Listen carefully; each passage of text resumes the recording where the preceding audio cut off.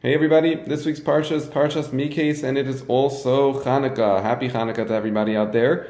And on this holiday, you may have noticed that there's a little special prayer that we've been inserting into our prayers and into our Birchas Hamazon, our little benchings, and that is the prayer of the Al Hanisim, which is a thank you for the big miracles that occurred during Hanukkah.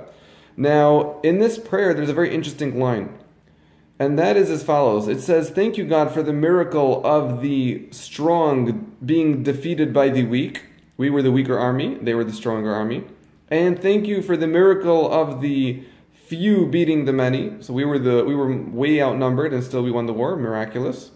And thank you, God, for the miracle of the pure defeating the impure." Now that is a little hard to understand, because what does pure and impure have to do with who wins the fight? Why is it miraculous if a pure person defeats an impure person? All that really matters is who's bigger, stronger, and better trained.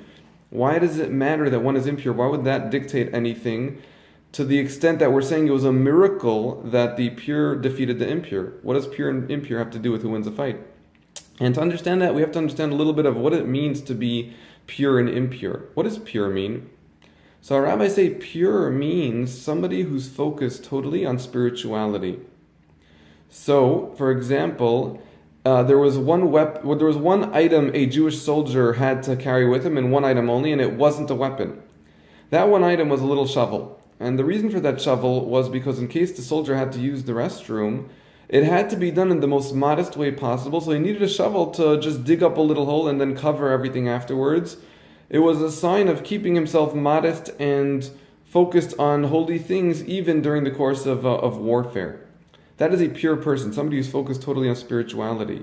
That guy has very little chance of succeeding against somebody who is impure, somebody who's all about the body, because somebody who's all about the body has been working out and training and getting ready to fight and kill and been raised to be a killing machine. So it's very unlikely that somebody who's pure and focused on spirituality will ever win on a fight against somebody who's impure. Comes along God and says, that's true. And maybe in the natural course of things, a pure person, somebody who's focused totally on spirituality, has no shot. However, part of the miracle was that God was able to take that person and make him victorious over somebody who was impure. And that's what we're thanking God for. We're thanking God for not only the fact that we were weaker and outnumbered, but our whole lives were all about spirituality. And by all nature, we should not have won a battle against people who were trained killing machines. But because of the great miracle that God performed for us, we were able to defeat them, even though that was our focus. And that is really what we're supposed to be focused on during this holiday. It wasn't a battle for our bodies, it was a battle for our souls. And that is why we celebrate this holiday, not with the focus on the body, but with the focus on the soul. So God should help us. We should use these remaining days of the holiday to really focus on our spiritual side. And obviously the physical is also important, which is why we eat jelly donuts. But really the focus is on the spiritual and the spiritual growth. And Hashem should help us, so we should accomplish that. Everybody have a Shabbat Shalom.